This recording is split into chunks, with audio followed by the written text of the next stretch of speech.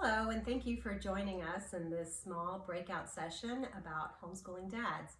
My name is Sheila Del Charco, and I thought it would be fun to invite a real homeschool dad on and talk to him about what it's like to homeschool. So this is my husband, Michael. Thanks for coming, Michael. Hello everybody. So our homeschool journey actually began with Michael having this idea to homeschool. Do you want to share with everyone how that came about? I before we even had kids, ran into someone who was homeschooling their kids, and he was on and on about how great it was and how much fun they had as a family. And he especially pointed out the fact that they could travel whenever they wanted to because they weren't tied down to a school schedule. And I thought, that sounds really good. We like to travel, and so I pitched that idea to Sheila. And I was sold because I do like to travel. So when we had kids, we did start homeschooling them from the get-go. Preschool, kindergarten, they never did go to school. So Michael, how were you involved in our homeschool? What is it that you did, or what things did you teach? Right. Well, I knew it was quite a responsibility for you to be teaching our children and to be keeping the home up and everybody fed and clean and all that stuff. So I knew that you had a lot on your plate. So I knew that whatever I could take off of that and do myself, I would try to do. So that included, as the administrator of the school, I had to give you all the supplies you needed, give you the training you needed, all those pieces. So anytime you wanted to go to a conference or attend some class, I had to support that and be encouraging of that because that's the tools you needed. I remember one time you needed a printer and you were reluctant to ask for whatever, and I was like, by all means, if a printer will make your life easier, let's get that printer. So that's the I wanted a wireless printer back in the day when you had to be connected. That was a big thing. But that's the kind of thing that, I needed to look and watch and see what you needed and make sure that I was filling it in. That's what I could do. I had a day job, and so that's how I supported it. Yes, but you did also help teach science. Michael is an engineer by trade, and so there were some years where he would teach on a Tuesday night. He would take the kids and do all of science in one night, and then some years you did it on the weekend. I remember one summer we did it. It was summer science. We kind of packed it into the summertime, and you were also my math resource because I'm also not a math girl. So whenever I would encounter some kind of math problem that I couldn't explain, I would call Michael at work and say, when you come home for lunch today, be prepared to discuss XYZ. So one of the things I liked about that is it kept me engaged, right? I was very interested in knowing that the kids were getting good math and science, so it kept me engaged with that piece. Beautiful thing about the way Sonlight did the science kits is they send you the whole kit, everything in there, whatever it is, magnetic shavings, corks, straws, whatever.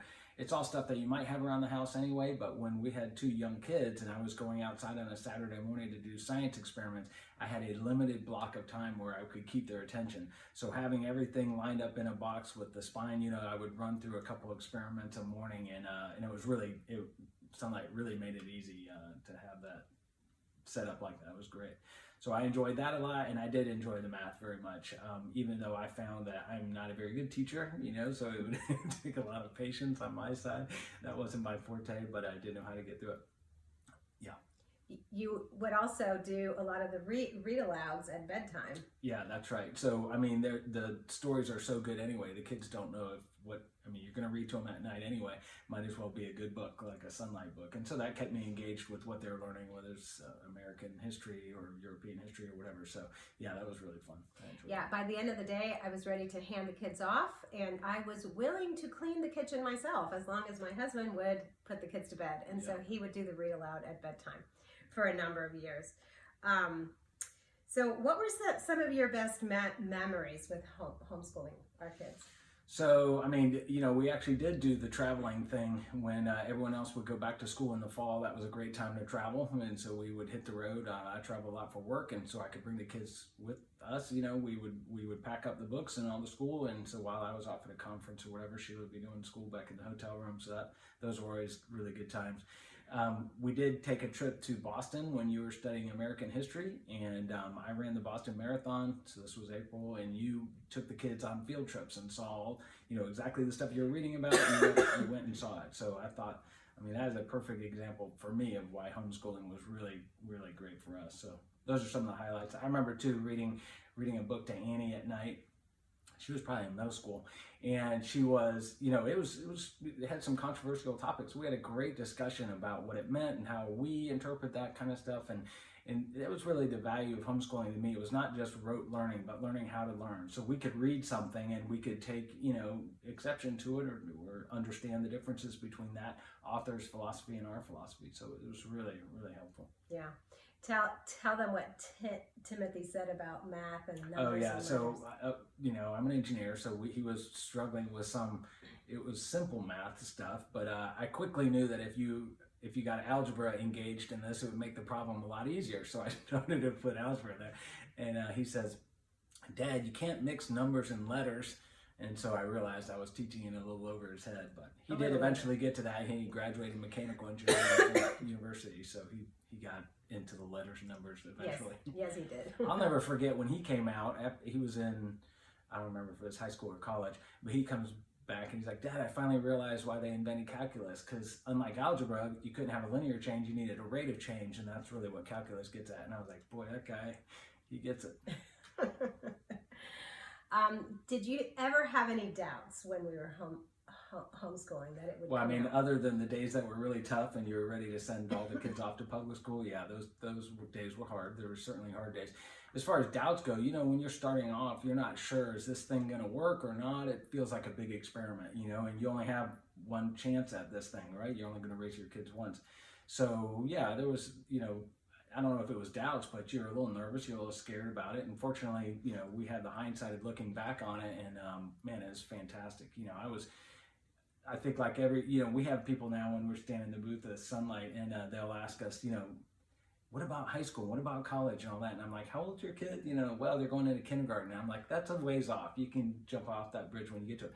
But that is the fear that I had, is, are they going to be ready for college? And what we saw was our kids were incredibly well prepared for college. In fact, they came back with stories after stories about all the other kids which were so ill prepared. They were like, I don't know what these kids have been doing in high school and stuff, but they certainly weren't ready for college. So homeschooling absolutely got our kids in a good place.